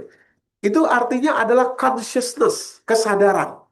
Kesadaran itu berarti kalau dalam bahasa fisiologis atau fisiknya adalah selama kedua mesin ini hidup atau connect. Itu sebabnya kalau orang wafat, meninggal, dua yang dilihat. Pertama jantungnya, detak jantungnya, dan otaknya. Lewat apa? Lewat mata, pupil mata. atau lewat nadi lewat pokoknya kesadaran otaknya. Nah, kalau kesadaran otak dan jantung itu masih ada, maka namanya fuad. Jamaknya afidah, consciousness. Consciousness. Secara fisik dia kedua-duanya, ya, dua organ itu. Sodrun adalah dada. Dada, sudur jamaknya. Dada itu secara fisiologis, fisik adalah paru-paru. Dada itu. Nah, kerangka luarnya itu termasuk bagian dada, tapi dada yang dimaksud adalah paru-paru. Secara fisiologis dada. Nah, sodrun. Ya, makanya jamaknya kemudian sudur. Nah, jantung ada di dalam sudur. Kolbu yang dimaksud. Ya, kulubul latifis sudur. Tadi surat ke-22 ayat 46. Kolbu yang berada di dalam dada. Berarti secara fisik, kolbu itu adalah jantung. Dulu saya orang yang paling tidak percaya kolbu itu jantung. Dulu saya pikir kolbu itu otak. Karena otak yang bisa berpikir. Saya pelajari neuroscience sampai banyak. Sampai akhirnya saya paham bahwa jantung itu punya otak. Dan kapasitas otak jantung jauh lebih besar daripada kapasitas yang dimiliki oleh otak itu sendiri. Ini yang selama ini belum tergali gitu ya kira-kira. Makanya tadi kami punya program 3 hari itu untuk membicarakan mengenai kolbu. Pak Hem, Bu Ani, Bu Eli, Bu Eis juga sudah pernah ikut ke sana. Dan memang harus dibicarakan secara luas. Dari mana dasarnya, dari mana dalilnya, apa yang menjadikan itu seperti itu, kok bisa diambil seperti itu. Ya, karena tidak boleh sekedar mengklaim saja, harus ada evidence-nya. Kurang lebih gitu Pak ini. Allah langsung. Ya. Cukup ya?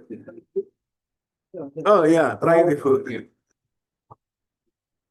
Silakan. Waalaikumsalam warahmatullahi wabarakatuh. Ya, Jadi pakai mic aja Bu, biar.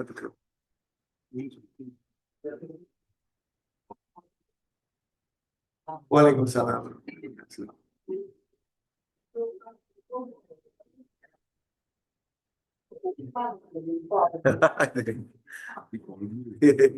Nah ini dia akhirnya saya buka juga ya.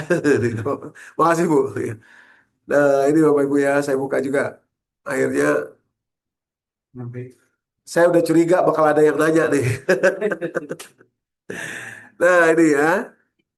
Jadi banyak orang keliru waktu ruh ditiupkan itu dikira tuh 4 bulan. Ya, waktu usia kehamilan 4 bulan. Ini salah rupanya. Bukan 4 bulan. Ya. Berapa? 40 hari. 40 hari atau 42 hari lah kurang lebih. Dari mana ketahunya? Ini nanti untuk menunjukkan ruh ditiupkan di mana itu. Gini Bu, hadis yang sering disalah artikan itu adalah hadis riwayat Imam Muslim, nomor hadis 2643. Ya, padahal hadis yang seperti ini ada di 2645 di kitab yang samanya juga ada 2 hadisnya. Nah, di 2645. Nah, kalau kita perhatikan sedikit, saya harus kasih tahu karena saya bertanggung jawab dari mana itu kan harus saya tanggung jawabkan gitu ya dasarnya. Nah, kalimatnya begini. Hadasana Rasulullah sallallahu alaihi wasallam. Rasulullah bersabda kepada kami, qala Rasulullah mengatakan in ahadukum yujma'u khalqahu fi batni ummihi arba'ina yauman, ketika seseorang di antara kalian dikumpulkan penciptaannya di perut ibunya selama 40 hari, arba'ina yauman, tsumma yakunu fi zalika alaqatan misla zalik, kemudian menjadi seperti itu juga, menjadi alaqah seperti itu juga misla zalik. Selama ini misla zalik itu artinya seperti itu juga. Seperti itu juga, itu diterjemahkan waktunya. Padahal sejak awal ini yang dibicarakan pengumpulannya.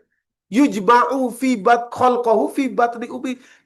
Kalian dikumpulkan oleh Allah penciptaannya di perut ibunya. Nah, oke lanjut dulu. Misla zalik menjadi alaqah segumpal darah. Tsumma yakunu fi zalika mudghatan misla zalik. Lalu menjadi juga segumpal daging seperti itu juga. Jadi dari seperti itu juganya ada 2. Baru kemudian sumayur salul malak, kemudian dikirimkan malaikat, fayanfukhu fihi ruh, kemudian ditiupkanlah ruh. Nah, Yang misla zalik tadi dikira waktu. Nah, misla zaliknya ada 2 plus 4, kata-kata 40-nya ada 1. Jadi total 40, 40, 40. 40 kali 3. Jadi berapa? 120 hari. 120 hari itu berarti berapa? 4 bulan. Dari sinilah disimpulkan ruh ditiup 4 bulan.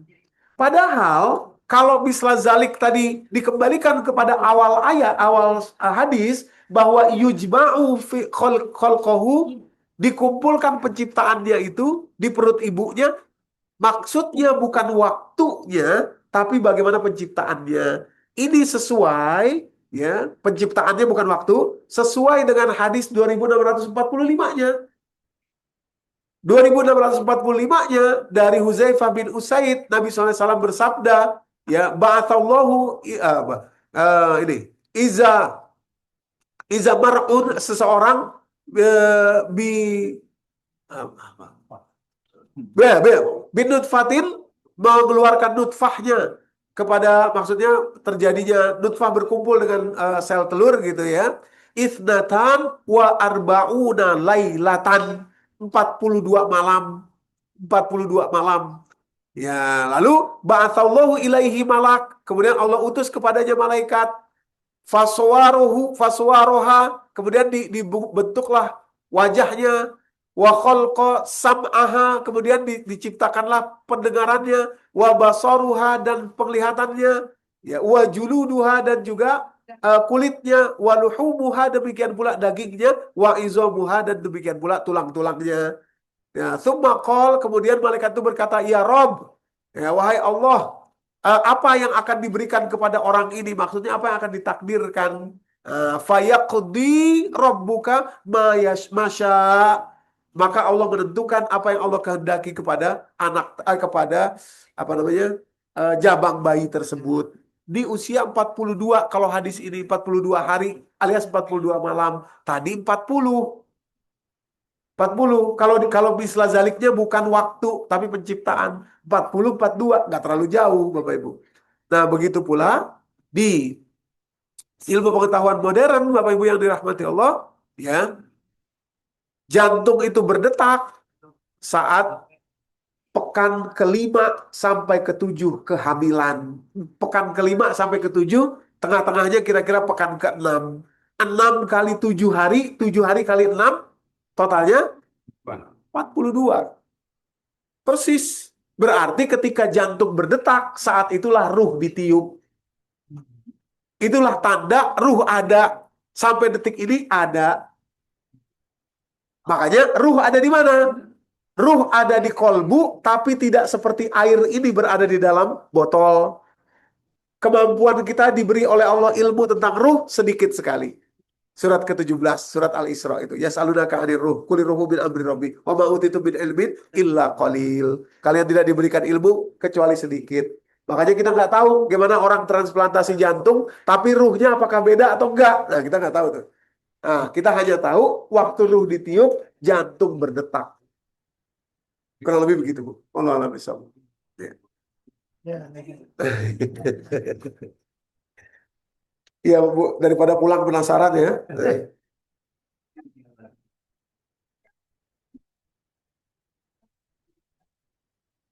Iya. Ruh kita sementara ini berada di dalam badan, namanya sejak awal namanya ruh. Surat ke-32 ayat 9 ya, ruh. Nanti begitu gini, ruh masuk tadi tandanya kolbu, jantung berdetak. Selama dia nempel di tubuh yang dari tanah ini, namanya berubah. Tadinya ruh, sekarang namanya nafs. Jiwa, nafs. Makanya Allah bilang, kullu nafsin za'iqatul maut. Setiap jiwa akan merasakan mati. Mati itu apa? Keluarnya ruh tadi itu dari tubuh ini. Setelah keluar dari tubuh ini, namanya kembali ke semula, ruh lagi. Yaumul yaqumur ruh wal malaikatu sofa. Yang akan dihisab itu yang mana? Fisik. Itu sama, ruh dan nafs sama. Cuma ketika masih nempel di tubuh namanya nafs. Nah, nanti keluar keluar dari tubuh namanya ruh lagi, nama doang bedanya tuh. Nah, yang dihisap mana? Yang akan menerima pertanggungjawaban siapa? Yang menerima pertanggungjawaban bukan badan kita ini, bukan tubuh kita ini, tapi ruhnya di dalam badan yang baru atau ruhnya sendiri kita nggak tahu itu bagaimana Allah menciptakannya nanti. Ya, ganti casing gitu ya. Makanya badan akan ke tanah, ruh akan kembali ke sisi Allah. Itu. Ya, kurang lebih begitu. Allah bisa. Ya, Ya. iya betul.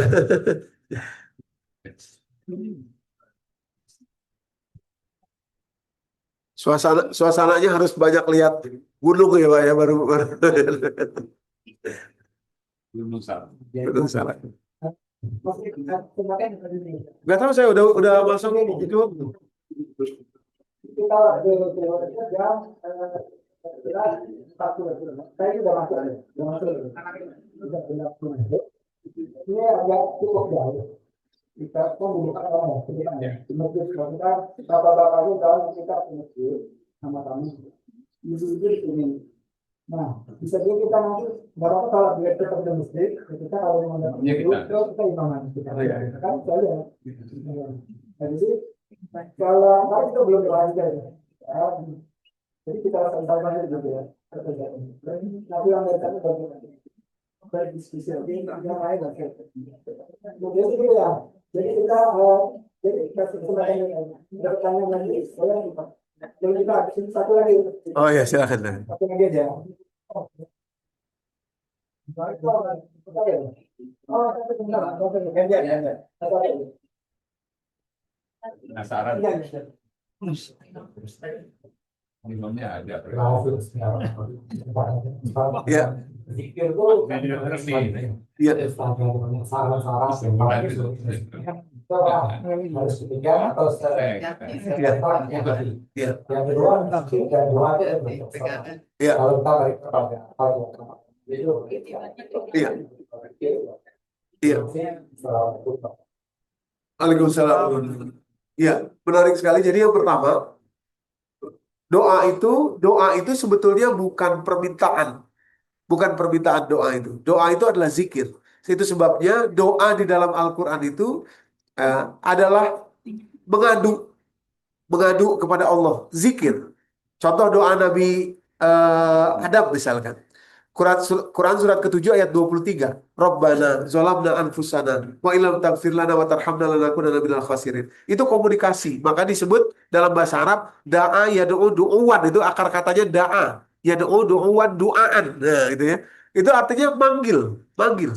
Ya Allah gitu. Bukan proposal, bukan minta. Bukan minta. Kalau minta tuh gini, Pak, saya mau itunya dong, tolong. Jadi kalau minta itu yang di stressing point adalah sesuatu yang bukan pemiliknya, tapi benda yang kita minta. Ya, Pak, saya minta itunya tolong. Gitu. Tapi kalau doa itu kepada pemiliknya, walaupun alatnya adalah apa yang kita butuhkan tadi ini. Misalkan kita butuh air.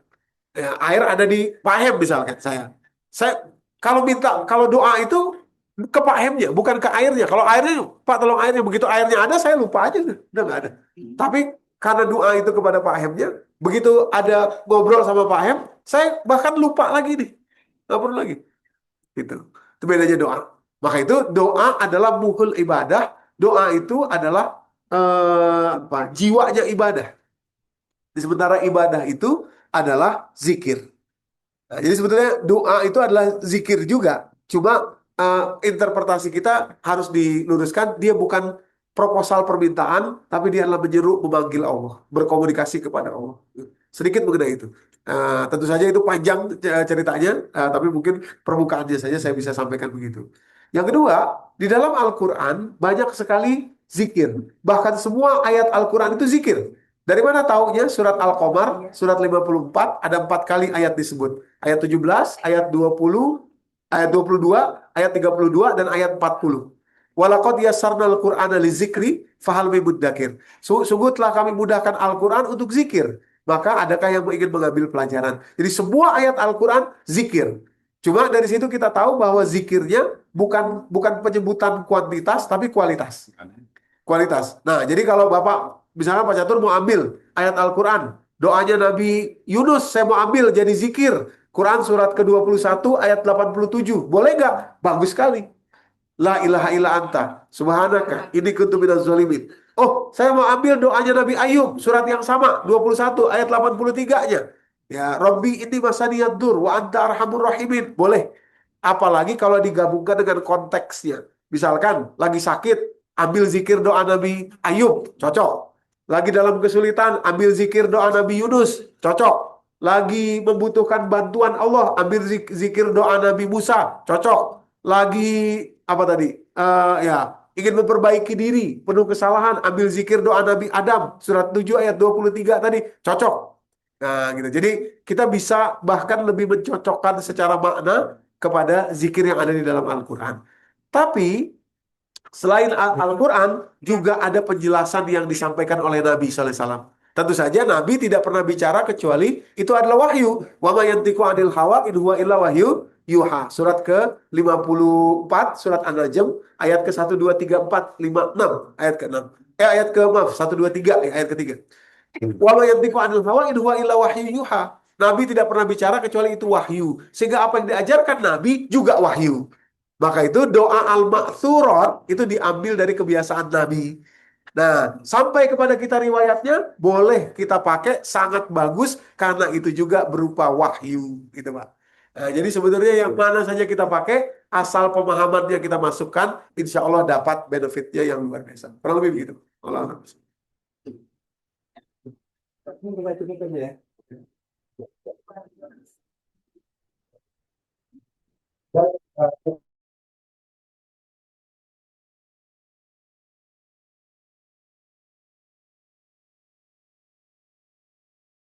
Baik. Iya Bapak Ibu, mari kita bacakan suratul Fatihah ya. Untuk saudara-saudara kita di Aceh, di Sumatera Barat dan Sumatera Utara, semoga Allah tetap memberikan hati yang tenang kepada beliau semua di sana, husnuzon, bersyukur tetap kepada Allah walaupun dalam situasi yang sulit ini, dan semoga penanganan bencana ini segera bisa apa ditanggulangi dengan sebaik-baiknya. Ya. Ala haziliyah wa likulli niyatin shalihah. Al-Fatihah. Auzubillahi minasyaitonirrajim. Bismillahirrahmanirrahim. Alhamdulillah rabbil alamin.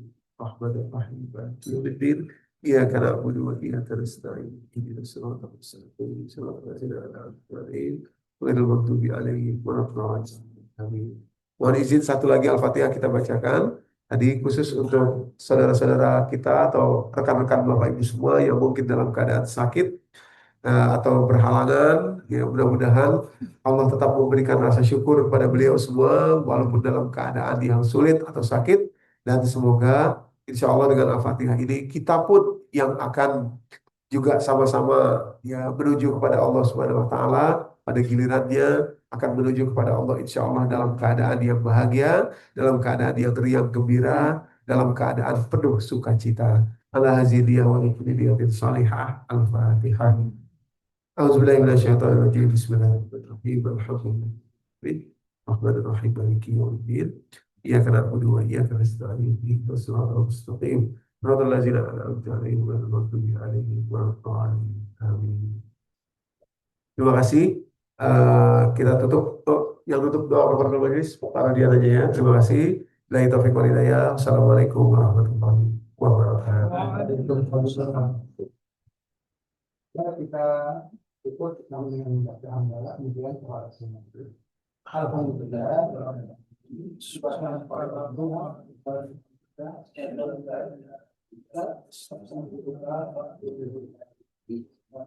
Ini pengumuman dari ibu-ibu nanti sholatnya silakan dulu. Nanti ada di bawah satu di atas tiga. Nah bapak-bapak kalau tidak sanggup dengan kita nanti naik mobil. Kita harus bersama-sama kita akan masjid. Kalau bagaimana